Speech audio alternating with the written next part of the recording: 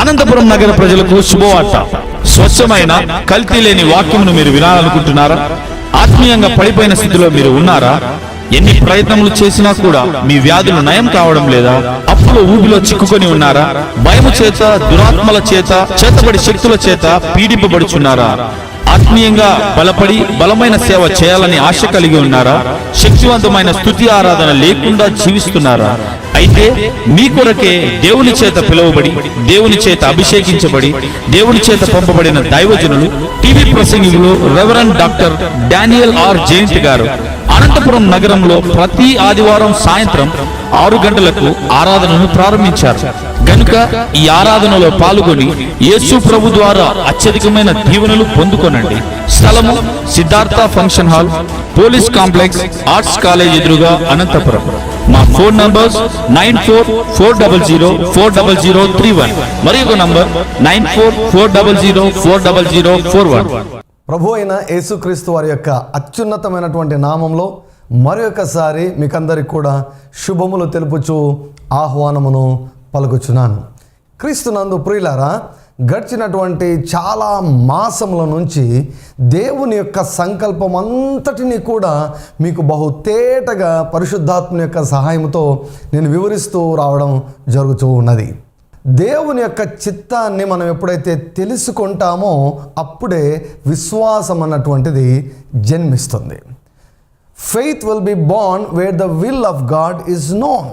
So దేవుని యొక్క చిత్తమును గురించినటువంటి జ్ఞానము చేత మనం అందరం కూడా నింపబడాలి. ఒక వ్యక్తి యేసుక్రీస్తు ప్రభును స్వంత రక్షకునిగా అంగీకరించిన తర్వాత ఆ వ్యక్తి జీవితంలో దేవుని యొక్క చిత్తం అంతటిని కూడా సంపూర్ణముగా గ్రహించాలి. పౌలు గారు అన్నారు కదా, దేవుని యొక్క సంకల్పం అంతటినీ కూడా ఏమీ దాచుకొనకుండా మీకు వివరించాను అని తెలియజేశారు.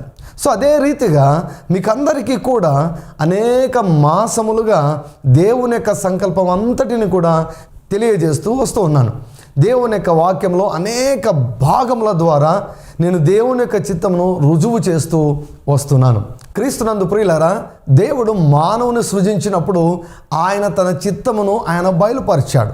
మానవుని ఆయన దీవించాడు, మానవుని ఆయన ఆశీర్వదించాడు. సో ఆయన చిత్తము ఎన్నడూ కూడా మారదు. యెహోవానైన నేను మార్పు లేని వాడను అని ఆయన సెలవిచ్చారు.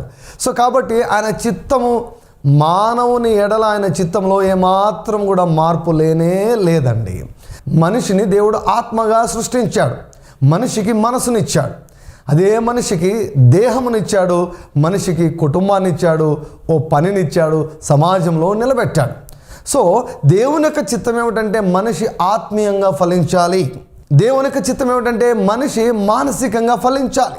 దేవుని యొక్క చిత్తం ఏమిటంటే మనిషి దేహపరంగా ఫలించాలి, కుటుంబ పరంగా ఫలించాలి, సామాజికంగా ఫలించాలి.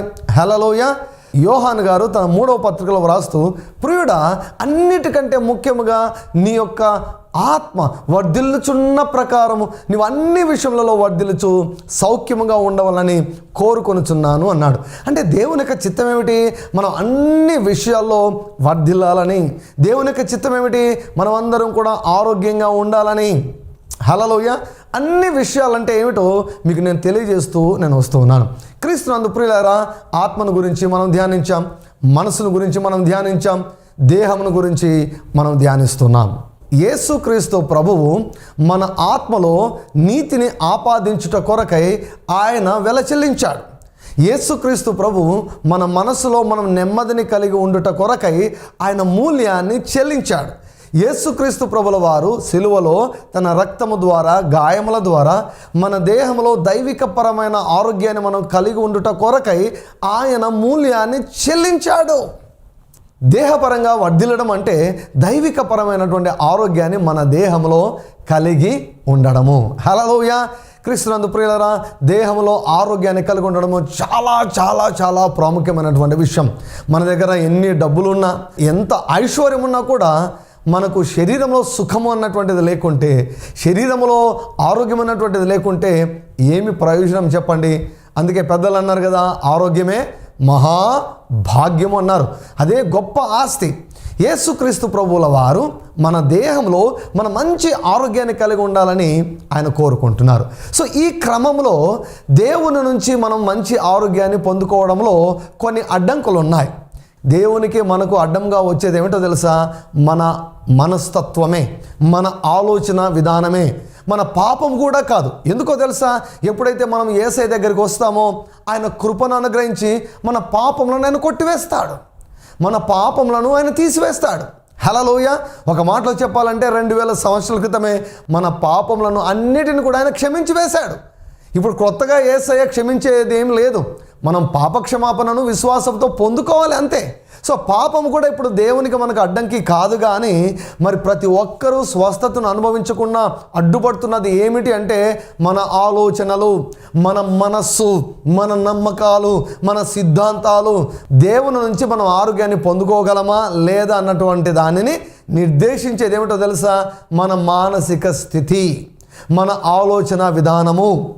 గడిచినటువంటి వారంలో స్వస్థత పొందుకొనుట కొరకైనటువంటి కొన్ని అడ్డంకుల గురించి నేను మీతో బోధించాను. మొట్టమొదటి అడ్డంకి ఏమిటంటే దేవుడు తన ప్రజలకు వ్యాధులు ఇస్తాడు. ఇది చాలా తప్పు అండి, 100% తప్పు. దేవుడు ఎప్పుడు కూడా ఎన్నడూ కూడా తన ప్రజలకు ఏమాత్రం కూడా అనారోగ్యాన్ని ఇవ్వడు ప్రియులారా. హల్లెలూయా. వాక్య ఆధారంతో నేను మీకు రుజువు చేశాను. రెండవ అడ్డంకుని గురించి నేను మీకు తెలియజేశాను. ఒకవేళ నేను స్వస్థత పొందుకోవడం దేవుని యొక్క చిత్తమో కాదో అన్నటువంటి అనుమానము, సందేహము నీ మనసులో ఉంటే నీవు విశ్వాసంతో ప్రార్థించలేవు. నీవు విశ్వాసంతో ప్రార్థించకుండా ఉన్నట్లయితే నీవు స్వస్థతను పొందుకోలేవు. యాకోబు రాసిన పత్రికలో బహు స్పష్టంగా యాకోబు గారు రాస్తారు కదా, అడుగువాడు సందేహించక అడగవలెను. దేవుని యొక్క చిత్తమును గురించి నీకు సందేహం ఉంటే నువ్వు ఏ రీతిగా విశ్వాసంతో అడగగలవు? సో కాబట్టి చాలామంది స్వస్థతను పొందుకొనకుండా పోవుటకు గల ముఖ్యమైన కారణం ఏమిటంటే దేవుని యొక్క చిత్తమును గురించినటువంటి అవగాహన వారికి లేదు. దేవుని చిత్తమును గురించినటువంటి విషయము వారి యొక్క మనసులో స్థిరపరచబడలేదు. My dear friends, you need to establish your heart about the will of God for your life. నీ యొక్క జీవితంలో దేవుని యొక్క చిత్తమును గురించి నీ మనసును, హృదయమును నువ్వు స్థిరపరచుకోవాలి. నువ్వు ఏక మనసు కలిగి ఉండాలి. You must be single minded person about the will of God regarding your health. నీకు ఇక అనుమానము, సందేహం అనేటువంటిది ఏమాత్రం కూడా ఉండకూడదు. నీ మనసులో, నీ హృదయంలో అనుమానం, సందేహము ఇవి ఉన్నట్లయితే నువ్వు విశ్వాసహితంగా నువ్వు ప్రార్థన చేయలేవు. సో కాబట్టి ఈనాడు చాలామంది స్వస్థతను అనుభవించకుండా పోవటకు ఒక ముఖ్యమైనటువంటి అడ్డంకి ఏమిటంటే దేవుని చిత్తమును గురించి వారి యొక్క మనసు, హృదయము స్థిరపరచబడలేదు. సో కాబట్టి ఈ వాక్యాలన్నీ నేను ఎందుకు తెలియజేస్తున్నాను అంటే దేవుని యొక్క చిత్తమును నీవు సంపూర్ణంగా గ్రహించాలని. అపోస్తలుడైనటువంటి పౌలు గారు కొలస్సీ సంఘంలో ఉన్నటువంటి విశ్వాసుల కొరకు ప్రార్థిస్తూ ఆయన ఏమని ప్రార్థిస్తాడో తెలుసా? దేవుని చిత్తమును గురించినటువంటి సంపూర్ణ జ్ఞానమును, ఆత్మ సంబంధమైన వివేకము చేత దేవా వీరిని నింపండి అన్నాడు. దేవుని యొక్క చిత్తమును గురించినటువంటి సంపూర్ణ జ్ఞానం, ఆత్మ సంబంధమైన వివేకం చేత మనం నింపబడాలంటే ప్రతిరోజు మీరు ప్రార్థన చేయండి. దేవుని యొక్క చిత్తం కానిది ఒకవేళ నువ్వు నమ్ముతున్నావేమో, దేవుని యొక్క చిత్తం కానిది నమ్ముచు నీవు అపవాది చేత మోసపోతున్నావేమో జాగ్రత్త ప్రియులారా. సాతాను నిన్ను మోసగిస్తాడు. వాడు నిన్ను మోసగించగలిగితే నిన్ను నాశనం చేయగలడు. వాడు నిన్ను మోసం చేయలేకుంటే వాడు నిన్ను నాశనం చేయలేడు. If Satan can deceive you, he can destroy you. If Satan cannot deceive you, he can never be able to destroy your life. పరిశుద్ధాత్మని దేవుడు మనకు ఎందుకొరకు ఇచ్చాడంటే అబద్ధముల నుంచి విడిపించి సర్వ సత్యంలోనికి మనల్ని నడిపించే దాని కొరకై దేవుడు పరిశుద్ధాత్మను మనకు అనుగ్రహించాడు. హల్లెలూయా. ఆయన 24/7 24 గంటలు మనతో ఉన్నాడు, మన పక్షంగా ఉన్నాడు, మనలో నివాసం చేస్తూ ఉన్నాడు. హల్లెలూయా. దేని కొరకో తెలుసా? ఒక ముఖ్యమైనటువంటి కారణం అపవాది మోసం నుంచి మనం విడిపించే దాని కొరకు. కాబట్టి ప్రియులారా, దేవుని యొక్క చిత్తమును గురించి మీ హృదయాన్ని మీరు స్థిరపరచుకోమని నేను తెలియజేస్తున్నాను. మూడవ రకమైనటువంటి అడ్డంకును మీకు చూపించాను. పౌలు త్రోఫిమును రోగంలోనే వదిలిపెట్టి వెళ్ళిపోయాడు కదా అని. సో ఆ వాక్య భాగాన్ని కూడా మీకు వివరించాను. సో వాటి గురించి మరలా నేను వివరించాను. కానీ ఇక కాస్త ఈరోజు మనం ముందుకెళ్దాం. ఈనాడు చాలామంది స్వస్థతను తమ దేహంలో అనుభవించకుండా ఉండటం గల 4వ కారణాన్ని ఈరోజు మీకు తెలియజేయాలని నేను ఇష్టపడుతున్నాను. ప్రియులారా, ఈ యొక్క నాలుగవ అడ్డంకు ఈనాడు ప్రపంచమంతటా కూడా వ్యాపించి ఉన్నదండి. ఏమిటి నాలుగవ అడ్డంకు అంటే పౌలు యొక్క శరీరంలో ముళ్ళు ఉన్నది కదా. సో ఈరోజు పౌలు యొక్క శరీరంలో ముళ్ళు గురించి దేవుని యొక్క వాక్యానుసారం పరిశుద్ధాత్మ ద్వారా బోధించబోతున్నాను.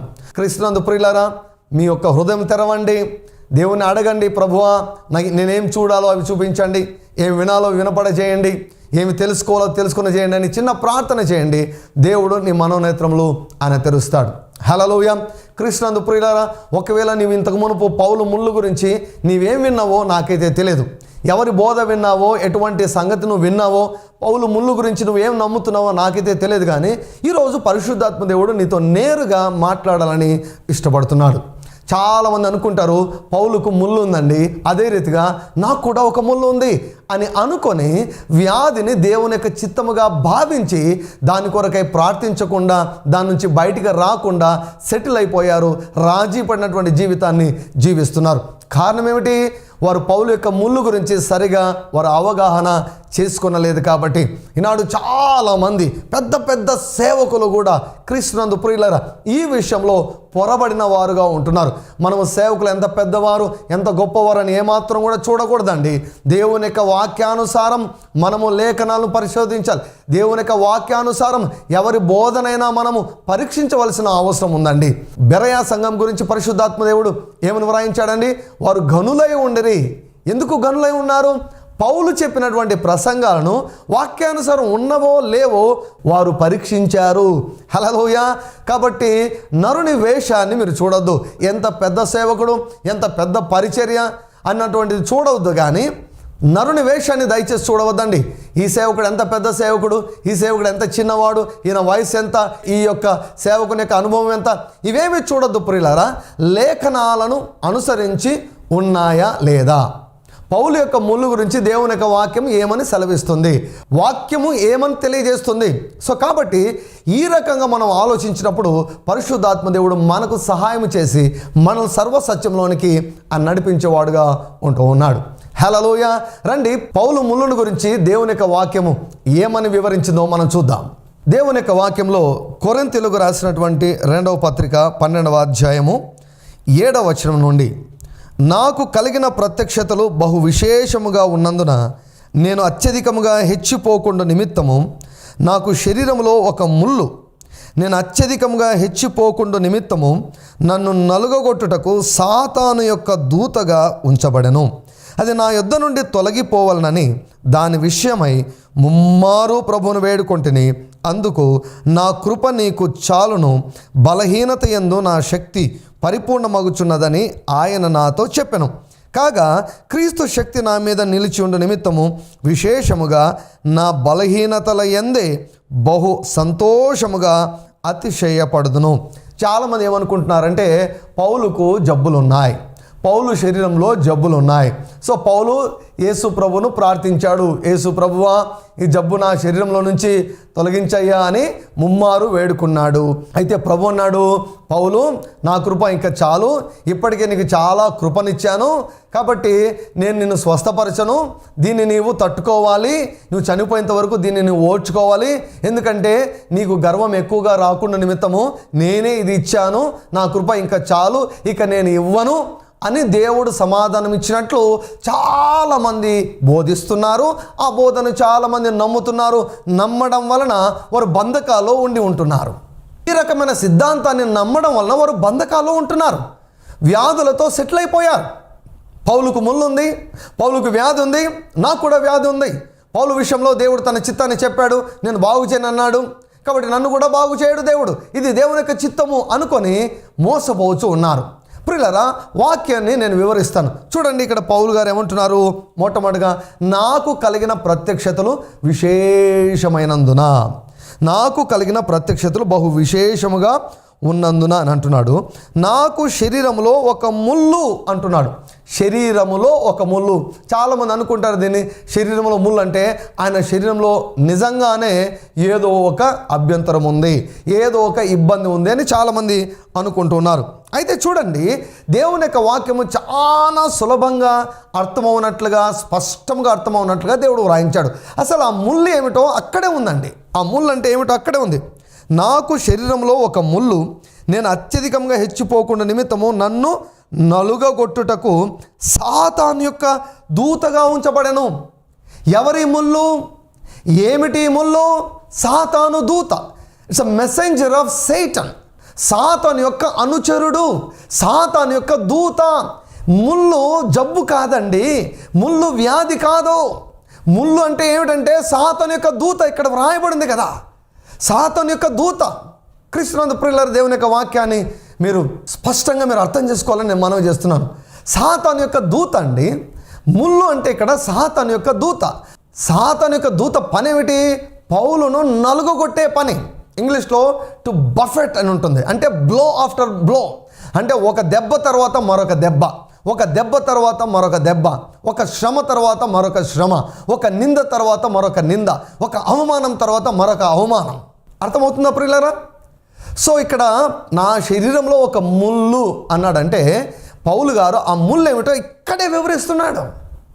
చాలామంది ఎందుకు స్పష్టంగా ఇక సంగతిని చూడలేకున్నారో నాకు అస్సలు అర్థం కాదు. బైబిల్ గ్రంథాన్ని మనం ఎలా చదవాలో తెలుసుకోవాలండి. ఎలా చదవాలో, ఎలా అధ్యయనం చేయాలో మనం తెలుసుకోవాలి. లేకపోతే మనం మోసగించే అపవాది ఖచ్చితంగా కూడా మోసగిస్తాడు. ఏమిటంటే ఎప్పుడు కూడా బైబిల్లో వ్రాయబడిన వాక్యానికి బైబిలే అర్థం చెప్పాలి. బైబిల్లో వ్రాయబడిన వాక్యానికి నీవు నేను అర్థం చెప్పకూడదు. మన సొంత థియరీస్ మనం సృష్టించకూడదు. ఇప్పుడు ఫర్ ఎగ్జాంపుల్, శరీరంలో ముళ్ళు అంటే వ్యాధి అని బైబిల్ ఎక్కడైనా ఉందా అని చూడాలన్నమాట. ఎవరైనా చెప్పొచ్చు, నేనైనా చెప్పొచ్చు, ఇతర బోధకులు ఎవరైనా చెప్పొచ్చు, పౌలుకు శరీరంలో ఒక ముళ్ళు ఉన్నది అంటే అది ఒక వ్యాధి అని ఎవరైనా చెప్పొచ్చు. కానీ అది మనుషులు చెప్పే విషయం అన్నమాట. దేవుని యొక్క వాక్యంలో ఎక్కడైనా వ్రాయబడి ఉందా? దేవుని యొక్క వాక్యానికి దేవుని యొక్క వాక్యమే అర్థం చెప్పాలి. The word of God has to explain the word of God. వాక్యానికి అర్థం వాక్యమే చెప్పాలి. సో కాబట్టి ఇప్పుడు మనం ఏం చేయాలంటే శరీరంలో ముళ్ళు అన్నటువంటి పదాలు బైబిల్లో ఎక్కడైనా ఉన్నాయో మనం పరిశోధించాలి. ఎక్కడైనా ఉన్నాయేమో మనం వెతకాలి. మనం వెతికితే మనకు ఖచ్చితంగా కనిపిస్తాయండి, ఖచ్చితంగా కనిపిస్తాయి. చూడండి, సంఖ్యాకాండము 33వ అధ్యాయము 55వ వచనం. ఈ యొక్క లేఖన భాగాలన్నీ కూడా దయచేసి మీరు అండర్లైన్ చేసుకోవాలని మనవి చేస్తున్నాను. సంఖ్యాకాండం 33వ అధ్యాయం 55వ వచనం. అయితే మీరు మీ ఎదుట నుండి ఆ దేశ నివాసులను వెళ్ళగొట్టని ఎడల మీరు వారిలో ఎవరిని ఉండనిచ్చెదరో వారు మీ కన్నులలో ముండ్లుగాను మీ ప్రక్కలలో శూలములుగాను ఉండి మీరు నివసించు ఆ దేశంలో మిమ్మును బాధ పెట్టెదరు. సో ఇక్కడ వ్రాయబడింది కదా, ముళ్ళు గురించి ఇక్కడ వ్రాయబడింది కదా. ప్రభు ఏమంటున్నాడు? అయితే మీరు మీ ఎదుట నుండి ఆ దేశ నివాసులను, ముళ్ళు అంటే ఎవరు? మనుషులు. అర్థమవుతుందా ప్రియులారా? ముళ్ళు అంటే ఎవరు? మనుషులు. ఆ దేశ నివాసులను వెళ్ళగొట్టని ఎడల మీరు వారిలో, వారంటే ఎవరు? ఆ దేశ నివాసులు. ఎవరిని ఉండనిచ్చెదరో వారు అంటే ఆ మనుషులు మీ కన్నులలో ముండ్లుగాను. అర్థమైందండి? అంటే కళ్ళలో జబ్బు ఉందని అర్థమా? ఆలోచించండి. కళ్ళలో ముళ్ళు అంటే కళ్ళలో జబ్బు ఉందని అర్థమా? ప్రియులారా, దేవుని యొక్క వాక్యాన్ని అర్థం చేసుకోవాలండి మనము. ఇంగ్లీష్లో prix in your eyes and thoughts in your sides అని ఉంటుంది. అంటే శరీరంలో శూలం గుచ్చుకునిందంటే శరీరంలో జబ్బు ఉందని అర్థమా? నో. అంటే ఇక్కడ ఏమిటి? మనుషుల గురించి వ్రాయబడినటువంటి లేఖనాలు. హల్లెలూయా. థార్న్ ఇన్ ద ఫ్లెష్ అంటే శరీరంలో ముళ్ళు అంటే ఈ శరీరంలో ఇబ్బంది ఉన్నది అన్నటువంటి అర్థం కాదండి. శరీరంలో ముళ్ళు అంటే శరీరంలో ఏదో జబ్బు ఉందని అర్థం కాదండి. ఇక్కడ ఏమని వ్రాయబడింది? ఆ దేశంలో మిమ్మును వారు బాధ పెట్టెదరు. వారంటే ఎవరు? మనుషులు. అర్థమవుతుందా ప్రియులారా? పౌలు శరీరంలో ముళ్ళు అంటే శరీరంలో ఇబ్బంది ఉందనేది కాదు అర్థము. సాతాను ఒక దూతను పౌలు నిమిత్తం నియమించాడు. సాతాను ఈ యుగ సంబంధమైనటువంటి దేవత. ఈ యొక్క భూమిపైన వాడు దేవుడిగా చలామణి అవుతున్నాడు.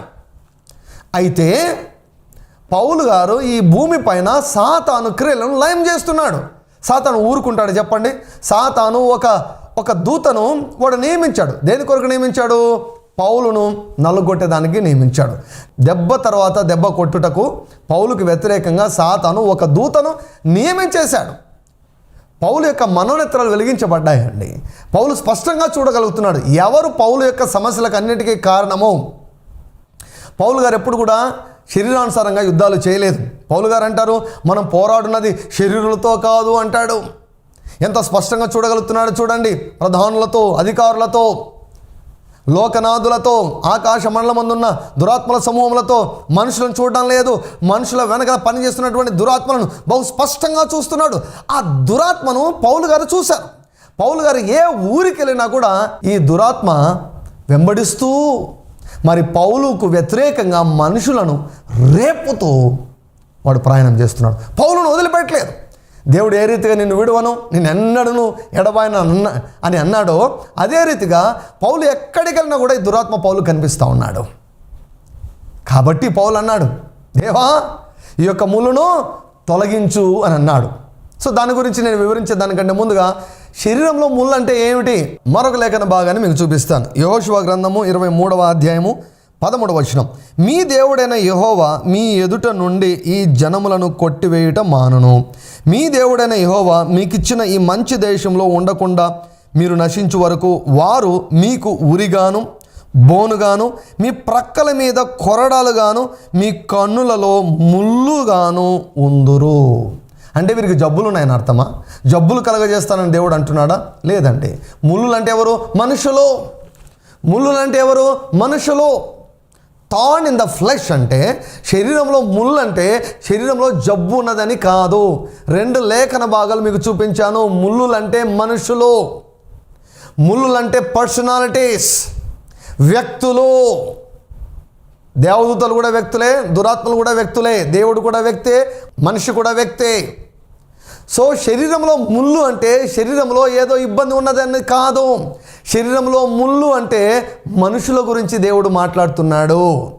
మనుషుల గురించి పౌలు వ్రాస్తున్నాడు. ఆ మనుషులను ప్రేరేపిస్తూ వస్తున్న దురాత్మను గురించి పౌలు మాట్లాడుతున్నాడు. 2 లేఖన భాగాలు మీకు చూపించాను ప్రియులారా. ఇంకేం కావాలి చెప్పండి? సో శరీరంలో ముళ్ళు అంటే అది వ్యాధి కాదు.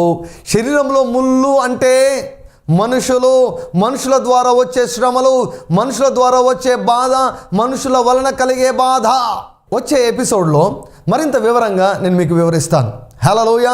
సో కాబట్టి ప్రియులారా, ఈ అడ్డంకులన్నింటినీ మీ మనసులోంచి తొలగించుకోనండి. మీ పరలోకపు తండ్రి మీరు మీ దేహంలో దైవికపరమైనటువంటి ఆరోగ్యాన్ని కలిగి ఉండాలని ఎంతగానో కోరుకుంటున్నాడు. మీరు కూడా కోరుకోనండి. యేసుక్రీస్తు నామంలో దైవికపరమైన ఆరోగ్యమును నడినెత్తి నుండి అరికాల వరకు మీరు ఇప్పుడే పొందుకుందురు గాక. ఆమేన్. పరిశుద్ధమైనటువంటి తండ్రి యేసుక్రీస్తు వారి యొక్క అత్యున్నతమైనటువంటి నామములో మీ యొక్క సంకల్పం అంతటినీ కూడా నాయన దేవా అనేక మాసముల నుంచి మేము ధ్యానిస్తూ ఉన్నాం. నువ్వు మంచి దేవుడవయ్యా, నువ్వు చాలా చాలా మంచి దేవుడవు ప్రభువా. నీవు నాయన అందరికీ మేలు చేసే దేవుడవు తండ్రి, అందరినీ స్వస్థపరిచే దేవుడవు. నువ్వు వ్యాధులు ఇచ్చే దేవుడవు కావు, అందరికీ ఆరోగ్యం ఇచ్చే దేవుడవు. నిన్ను స్వస్థపరిచే యెహోవాను నేనే అన్నావు, కానీ నీకు రోగాలు ఇచ్చే యెహోవాను నేను అనలేదు ప్రభువా. నీ భోజనమును పానము నేను దీవిస్తాను, నీ మధ్య నుండి రోగమును వెళ్ళగొట్టానన్నారు ప్రభా. రోగములు వెళ్ళగొట్టే పనిలో ఉన్నారు. ఈ యొక్క సమయంలో నాయన ఈ యొక్క టీవీ కార్యక్రమం ద్వారా తండ్రి ఈ యొక్క టీవీ కార్యక్రమం వీక్షిస్తున్నటువంటి వ్యాధిగ్రస్తుల కొరకు నేను ప్రార్థన చేస్తున్నాను. ఎవరైతే విశ్వాసముతో నాయన వారి యొక్క చేతులను వ్యాధి ఉన్నటువంటి స్థలంలో ఉంచుకొని ఉన్నారో యేసుక్రీస్తు నామములో, యేసుక్రీస్తు నామములో, యేసుక్రీస్తు రక్తమును బట్టి పరిశుద్ధాత్మ ద్వారా ఇప్పుడే స్వస్థపరిచే అభిషేకం వారున్నటువంటి స్థలములోనికి, వారు చేయి ఉంచినటువంటి స్థలములోనికి ఇప్పుడే ప్రవేశించునుగాక, బలముతో ప్రవేశించునుగాక.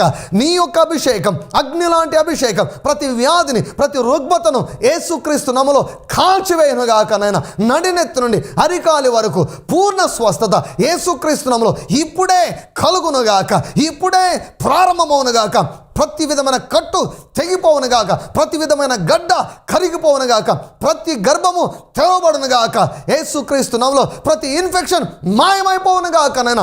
లేని అవయవములు యేసుక్రీస్తు నామములో సృష్టించబడునుగాక నాయన. లేని అవయవములు, లేని అవయవములు, లేని అవయవములు, పోగొట్టుకున్న అవయవములు యేసుక్రీస్తు నామములో ఇప్పుడే నూతనంగా సృష్టించబడునుగాక. తండ్రి సృష్టికర్త అయినటువంటి దేవా, నీ బిడ్డలను ఆరోగ్యం చేత నింపి వారిని తృప్తిపరచమని యేసుక్రీస్తు వారి నామములో ప్రార్థిస్తున్నాం తండ్రి. ఆమేన్, ఆమేన్. అభిషేకించబడినటువంటి దేవుని యొక్క వాక్యాన్ని మీరు విని మీరు దీవించబడ్డారని నేను నమ్ముచు దేవుని యొక్క నామమును నేను మహిమపరుస్తున్నాను. క్రీస్తునందు ప్రియులైనటువంటి వారులారా, కొన్ని ప్రాముఖ్యమైన విషయాలు మీతో పంచుకోవాలని నేను ఇష్టపడుతున్నాను. మొట్టమొదటగా ఈ యొక్క నిజమైన స్వాతంత్రమును కార్యక్రమమును అనేకులకు మీరు పరిచయం చేయాలని నేను మనవి చేస్తున్నాను. దేవుడు తన వాక్యం ద్వారా అనేకులను నిజమైన స్వాతంత్రంలోనికి ఆయన నడిపిస్తున్నాడు. తరువాత దేవుని యొక్క వాక్యంలో వ్రాయబడి ఉంది ఏమిటంటే, నీతిమంతుడు విశ్వాస మూలముగా జీవిస్తాడు. సో నీతిమంతుడు ఎవరు? యేసు ప్రభు యొక్క రక్తము చేత కడుగబడినటువంటి వాడు, యేసు ప్రభు రక్తము చేత కొనబడినటువంటి వ్యక్తి. సో ఆ నీతిమంతుడు జీవించవలసిన విధానం ఏమిటో తెలుసా? విశ్వాసం మూలంగా జీవించాలి. అంటే దేవుని యొక్క వాక్యము పైన ఉన్నటువంటి విశ్వాసము ద్వారా జీవించాలి. ముఖ్యంగా మనము నేర్చుకోవలసిన విషయం ఏంటో తెలుసా? విశ్వాసమును మనం నేర్చుకోవాలి. సో విశ్వాసం ఎలా వస్తుంది? వాక్యంలో వ్రాయబడింది, వినుట వలన విశ్వాసము కలుగును అని వ్రాయబడింది. సో కాబట్టి క్రీస్తునందు ప్రియులరా, అనేక ప్రసంగాలు, కొన్ని వందల ప్రసంగాలు నేను విశ్వాసం గురించి చేశాను. ఇవన్నీ కూడా మీకు అందుబాటులో ఉన్నాయి. తర్వాత వాటిని వినాలని నేను మనవి చేస్తున్నాను. చాలామందికి ప్రసంగాలు, విశ్వాసం గురించినటువంటి ప్రసంగాలు వినే అలవాటు లేదు. అభిషేకించబడినటువంటి దేవుని యొక్క వాక్యాన్ని వినడము అది చాలా మంచి అలవాటు. సో కాబట్టి ప్రతిరోజు కనీసం ఒక వర్తమానైనా వినండి. సో మరొక ముఖ్యమైన విషయం ఏంటంటే, దేవుడు నన్ను అభిషేకించి నా చేత కొన్ని ప్రాముఖ్యమైనటువంటి పుస్తకములను ఆయన వ్రాయించారు. వాటిలో మొదటిది, నీ భవిష్యత్తును నిర్మించుకో. వినేదానికి ఆశ్చర్యంగా ఉంటుంది. అవునండి, నీ భవిష్యత్తు దేవుని చేతిలో లేదు, నీ భవిష్యత్తు నీ చేతిలో ఉంది. దేవుడు అన్నాడు, ఇదిగో ఆశీర్వాదమును శాపమును నీ ఎదుట ఉంచి ఉన్నాను, నీకు ఏది కావాలో కోరుకో అంటూ ఉన్నాడు. పుస్తకాన్ని ప్రతి ఒక్కరు కూడా మీరు చదవండి. ప్రతిరోజు చదువుతూ ఉండడం వలన మీ జీవితాల్లో మీరు అద్భుతములను మీరు అనుభవించగలరు అని నేను తెలియజేస్తున్నాను. సో మరొక పుస్తకాన్ని, 1000 స్తుతులు అన్నటువంటి పుస్తకాన్ని, ప్రతి స్తుతిని కూడా దేవుడు చెప్పి ఆయన వ్రాయించాడు. ఈ 1000 స్తుతులు చేయడం ద్వారా లెక్కలేనన్ని సాక్ష్యాలు, ఆత్మీయ అద్భుతాలు, మానసికమైన అద్భుతాలు, శారీరకపరమైన అద్భుతాలు, స్వస్థతాపరమైన అద్భుతాలు, ఆర్థికపరమైన అద్భుతాలు, అసలు దేవుని ముఖాముఖిగా చూసిన వారు చాలామంది ఉన్నారు స్తుతులు చేస్తుండగా. తర్వాత క్రైస్తవ సమాజంలో అత్యంత వివాదాస్పదమైన, నిర్లక్ష్యము చేయబడినటువంటి క్రైస్తవ అనుభవము పరిశుద్ధాత్మ బాప్తిస్మం. దేవుడు నన్ను ప్రేరేపించి ఈ అంశం గురించి బహు స్పష్టంగా ఆయన వ్రాయించాడు. తెలుగులో నాకు తెలిసినంత వరకు పరిశుద్ధాత్మ బాప్తిస్మం గురించి కంప్లీట్ గైడ్ ఇంతవరకు నేనైతే చూడలేదు. సో అయితే ఈ పుస్తకాన్ని మీరు చదవాలని నేను ఎంతగానో కోరుకుంటున్నాను. ఈ పుస్తకాన్ని చదువుతున్నప్పుడే అనేకులు పరిశుద్ధాత్మ చేత అభిషేకించబడి భాషల్లో మాట్లాడుతూ మరి ఉజ్జీవాన్ని వారు అనుభవిస్తున్నారు. దేవుని నిజంగా నువ్వు అనుభవించాలనుకుంటున్నావా? దేవుని యొక్క అద్భుతాలను నీ జీవితంలో చూడాలనుకుంటున్నావా? బలమైన సేవ నువ్వు చేయాలని నువ్వు అనుకుంటున్నావా? అయితే పరిశుద్ధాత్మ బాప్తిసం పుస్తకాన్ని మీరు చదివి అనేకులకు పరిచయం చేయాలని నేను మనవి చేస్తున్నాను. ప్రభువు ఒక ప్రశ్న మిమ్మల్ని వేయమన్నాడు. Are you satisfied with your life? నీ జీవితం నీకు సంతృప్తికరంగా ఉన్నదా? లేకుంటే ఈ పుస్తకాన్ని ఖచ్చితంగా చదవాలి. నీ జీవితంలో చాలా సంఘటనలు ఎందుకు జరుగుతున్నాయో అర్థం కాని స్థితిలో ఉన్నావా? అయితే నువ్వు ఖచ్చితంగా ఈ పుస్తకాన్ని చదువు. నీ జీవితం అద్భుతంగా మార్చబడగలదు, నీ జీవితము నీకు తృప్తికరంగా మార్చబడగలదు అని దేవుడు ఈ పుస్తకం ద్వారా నీకు తెలియజేస్తున్నాడు. సో మరి ఒక పుస్తకం, ఈ తరములోనే గొప్ప దైవజనుడు, కొన్ని లక్షల మంది విశ్వాసుల జీవితాలను ప్రభావితం చేసినటువంటి దైవజనుడు రెవరెండ్ కెన్నెత్ ఈ హేగెన్ గారు, వారు రాసినటువంటి రిడీమ్డ్ అన్నటువంటి ఇంగ్లీష్ పుస్తకాన్ని నేను తెలుగులోనికి తర్జుమా చేశాను. చిన్న బుక్లెట్, అనేకుల జీవితాలను ప్రభావితం చేసినటువంటి ఆ చిన్న పుస్తకాన్ని మీరు కూడా పొందుకోవాలని మనవి చేస్తున్నాను. సో ఈ పుస్తకాలన్నీ కూడా చదవండి. చాలామందికి పుస్తకాలు చదివే అలవాట్లేదు. ఈ మంచి అలవాటును మీరు అలవర్చుకోవాలని నేను కోరుచున్నాను. సో పుస్తకాలు చదవండి, మీ జీవితాలు పూర్తిగా మార్చబడతాయని నేను తెలియజేస్తున్నాను. ఈ ప్రోగ్రామ్ మీకు దీవెనకరంగా ఉన్నదని నమ్ముచున్నాము. మా address RDJ Ministries, Calvary Faith Church, Krishnapuram 0 road, Tadipatri, Anantapur district, Andhra Pradesh. మా phone number 9440040031. Another number 9440040041. Thank you very much for watching our program.